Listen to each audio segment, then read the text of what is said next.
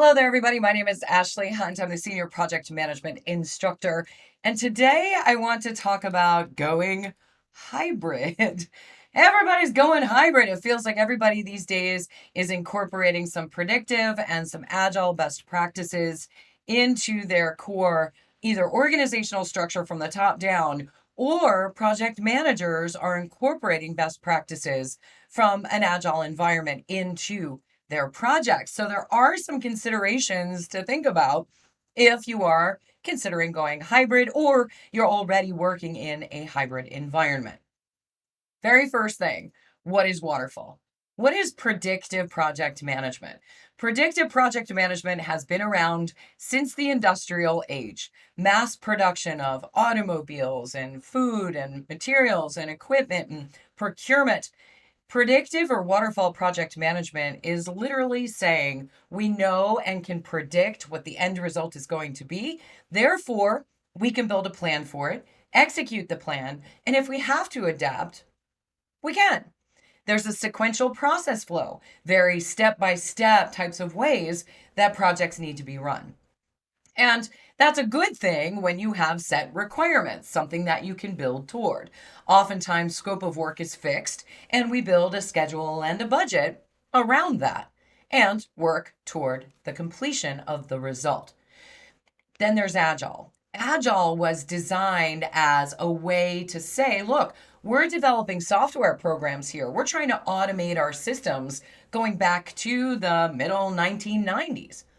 Predictive isn't working. We can't develop software. We know what we want to end up with. We just don't know how to get there.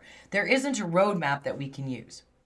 And so Agile was created using shorter sprints or iterations, producing pieces, parts of a whole, getting it right, and building out something usable and releasable using short iterations and sprints, typically designed for what was called knowledge work. So we're developing software, we're using our knowledge, but Agile is not just for software development anymore. And a lot of predictive or waterfall project managers are starting to see the value in some of the best practices in an agile environment.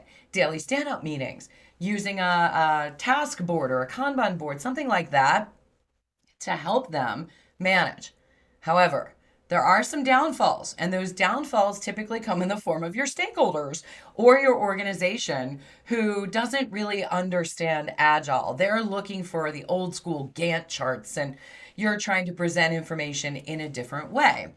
And so, tailoring or hybrid tailoring has become really just the wave of the future where we can incorporate some of these things. We can still respond to stakeholder requests for documentation and performance reviews in a way that they're used to seeing that they need to see it in. And at the same time, we can work on our projects in a hybrid type of fashion. Hundreds of best practices, tools, techniques. A lot of you probably heard of most of them if you've done any investigations into Agile. Each framework, though, is tailored a little bit differently. But the good news is that you can pick and choose. You can create your own, I call it the Frankenstein version of project management. Pull in different things that are going to work best for your products, your services, your processes, your teams. If you have longer term projects with more tangible, predictive results, that doesn't mean that you cannot use some of the agile best practices. Shorter sprints, shorter iterations. Maybe instead of waiting until the very end to do a lessons learned meeting, instead, we're going to do maybe a retrospective or lessons learned meetings at the end of every 2 weeks or so. Where do agile and predictive converge? What are the similarities? Well, a lot of the similarities are going to come in the form of, let's say, a project charter or a statement of work or a kickoff document, something like that. Risk, definitely taking a look at financial impacts of threats and possibly documenting it in such a way that we can keep track of it. And risk register versus a risk adjusted backlog, really just semantics for saying, look, we have to document and stay in front of potential threat events or opportunities. On the scope side, a work breakdown structure takes all scope of work, big deliverables in a hierarchical fashion, breaks them down to a work package level that can be assessed, estimated, scheduled, budgeted, all of that.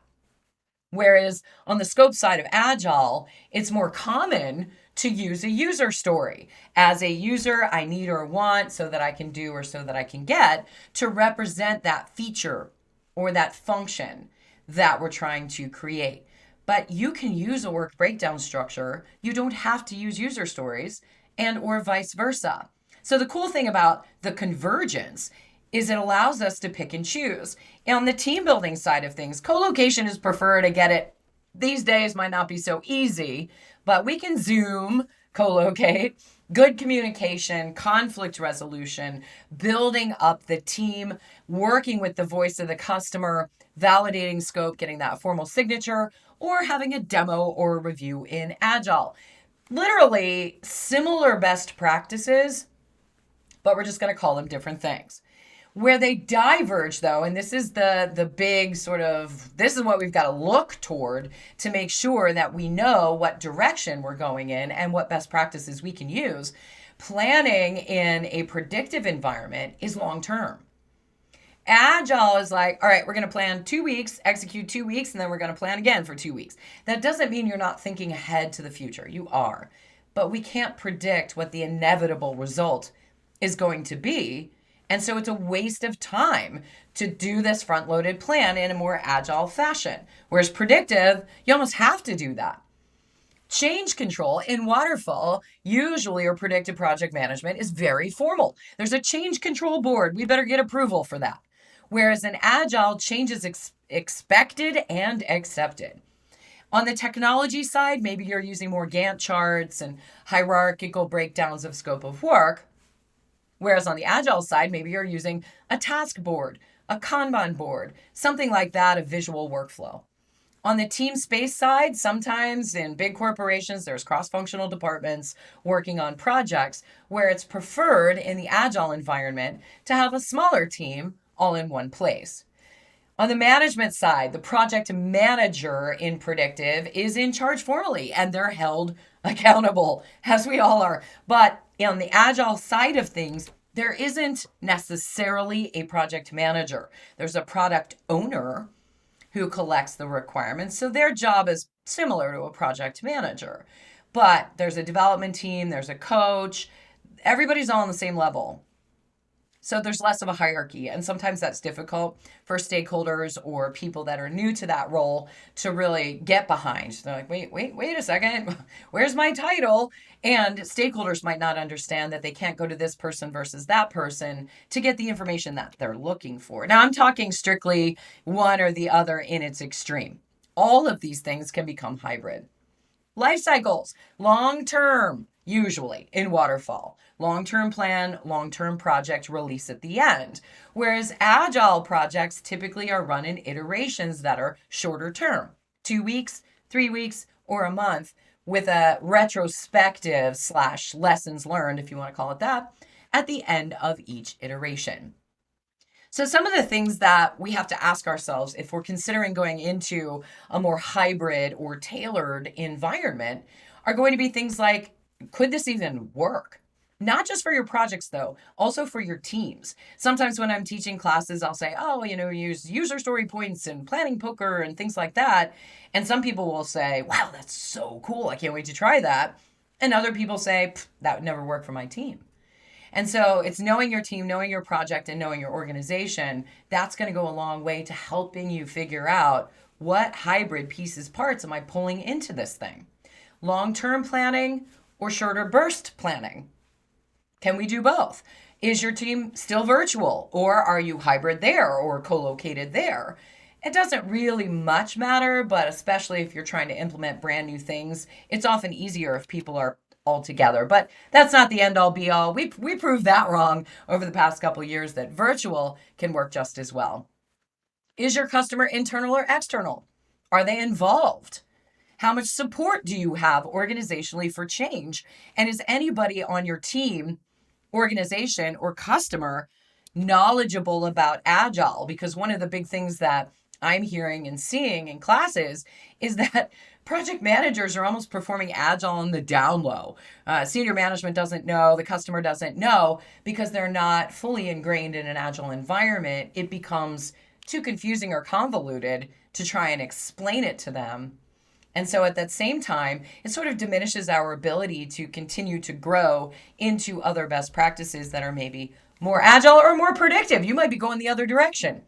You might be saying, hey, change control would be a great idea. One of the things to be aware of anytime there's a change, we want to go hybrid. See, the problem is that these days, a lot of organizations are looking at Agile as the flavor of the month. Oh, we got to do this. And then don't really realize that that's a significant change. So, what you're looking at here is something called the satire model. It was created by Dr. Virginia Satir as a way of increasing family relationships. She was a family counselor, but it's applicable for organizational change as well. Everybody's going along status quo, good, bad, ugly. It is what it is. And then something new gets introduced. We're going agile, we're going hybrid from the top down. Whether you like it or not, whether you're excited about it or not, there will be some resistance to change or going back to bad habits, things like that. So there is going to be a little bit of resistance, and then it's going to drop into chaos. And the hard part for organizations is that they start to see that chaos, either fewer sales, lowered productivity, people are a little demotivated, whatever it is, they don't like the chaos. And so they dial it back, and Agile gets blamed for not working. Except organizations, and we also have to realize on the team level, there might be a little bit of chaos. It's going to take a little bit. It's going to take some practice to get to that transformation, that integration, that new normal, that new status quo. So give yourself some time if you're planning on putting any of this to work for you. Take some time, because it is going to be a little bit chaotic or a little bit painful, fun, but change, right? So one thing is to be alert for flavor of the month mentalities. And I'm talking organizational flavor of the month. I highly encourage you to practice, utilize different things, see what works for the team, what doesn't work for the team. Nothing crazy, but at the same time, try some things on, right? But watch out for that organizational, we're going to do Scrum now. Oh, no, we're just kidding. We're going back to what we were doing before. Oh, we're going to do this now. Because that's way more chaotic than saying, this is what we're doing, let's implement it, let's live through the chaos and get it integrated. Be ready organizationally for that chaos. Be aware of the fear of transparent communication. Agile environments really function with transparent communication in meetings and in emails, and hey, that's not going very well. We do something it's called Remember the Future, where we're talking about how things could fail. Our plans are flawed. What? Most people don't want to talk about that. Flawed? I'm not saying that out loud. But we know, and there's a term that we use in Agile, it's called fail faster, succeed sooner. The faster you learn those lessons and overcome them, the faster you're going to succeed, rather than waiting to the end and looking back and going, oh, okay, that didn't work so well. We also have to be prepared for pushback from stakeholders who just don't get it. Why can't I go to that team member? Why do I have to go to the product owner? So there is a bit of a shift in that mentality, or there needs to be, and it's painful, it's difficult. The project life cycle. Is it appropriate to try new things? Maybe this isn't the right project. What development life cycle and approaches are appropriate for what you're trying to incorporate? And usually it's going from predictive to somewhat agile. It's rarely the other way around, especially these days. Based on organizational culture and complexity, what management processes are appropriate that we need to delicately balance around what we're doing and how we're reporting? And also, how is knowledge going to be managed? Do you have a highly collaborative team? Or is it a lot of paperwork and documentation and maybe an email or a phone call once a month, something like that? Is it conducive for this interactive, transparent communication that is necessary, especially when you're learning or implementing new things? How will change be managed? Do you have a formal change control system? If you're still mostly predictive, your best bet is to follow that system and try and incorporate some different things on the team level that allows your team to be more malleable and practice agility without really rocking the boat in formal change control or scope changes on the project. The other thing is, how is your project governed? Do you have a project management office? Do you have a senior manager who's open to trying new things? Because that's going to affect your ability or lack thereof to go truly hybrid. How do you store lessons learned? How much documentation are you expected to do? Heavy documentation in Agile is kind of a waste of time because we know the documentation is flawed and that it's going to need to be updated because change is expected in Agile. And how and when will you communicate the benefits of the project? Is it a release at the end with training to process owners or end users, or are you releasing every month or so? These are some of the considerations for Agile or hybrid implementations. So here are my top tips. First of all, if you start out with something new, the best thing is to give the team an opportunity to practice. There's something that we utilize called iteration zero. Iteration zero is a dry run. It is saying, okay, we're going to implement a daily stand up meeting every day. The team's going to have retrospectives. We're going to start using Microsoft Planner or Trello or a different type of Monday.com, anything that you use software that represents a more agile approach. Let them practice. Iteration zero is like diet soda. All the taste, none of the calories, nothing is expected as a result. It's just a training. It's a way of them to practice, make mistakes, and then when they go in and start using it for real, they know what they're doing. Hold daily stand-up meetings every day for 15 minutes, whether it's a Zoom call or you're meeting in the conference room every single day. What did I work on yesterday? What am I going to work on today? And what impediments or speed bumps are in my way as an individual team member? Every single one on your team will answer those 3 questions. It's not solution oriented, it's information only. They can solve the problem after the meeting. Use performance reporting. Stakeholders use whatever they want you to use. And that's kind of the downside of it is, hey, look, I've got this cool thing. And they're like, yeah, where's your Gantt chart? Keep doing that, definitely, but utilize on your team level what you need to be the most effective in performance. Explain key performance indicators and how tracking by iteration can be more valuable to the organization. They're seeing value faster come out of that rather than waiting until the very end and then going, oh yeah, hey, we did a great job. Use hours to size user stories. If you decide that you're going to use user stories instead of a list of requirements as a I need or want so that I can do format, size them in hours instead of story points. A lot of times people are like, that's not going to work for my team. We're very clock, duration, calendar oriented. That's fine. You can still use user stories, but size them by hour. Have retrospectives every 2 weeks where the team gets together and talks about what are we going to keep doing? What are we going to stop doing? What are we going to change? What's really working?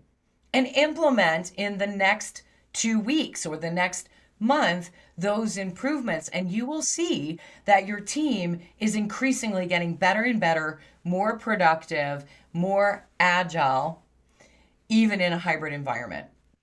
Invite stakeholders in. Invite them to the meetings. Hey, this is what we're doing. Well, we're discussing our user stories, or we're going to be doing a stand-up meeting. If you want to observe, don't interrupt, but observe. Come to planning meetings. Be more transparent if you're not already.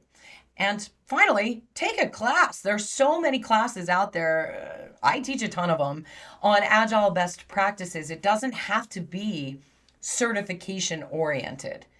But what it can be is, here are some best practices. Let's talk about it in a live environment in order to determine what could work for you and your team so that you can walk away from that training, that class, that discussion with a better idea as to what might and might not work. Some things sound really, really great in theory, and they just simply do not work for people.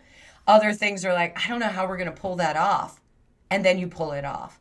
Going hybrid isn't easy, but I always recommend starting with 1 to 3 new things, no more. And that is definitely something that's completely up to you what those 3 things are, but don't try and implement more than that every 2 weeks. So that's my best advice. Good luck going hybrid, and if you have any questions or you want to reach out to us, please feel free to do so, and I hope to see you in a class sometime very soon. Thanks, everybody.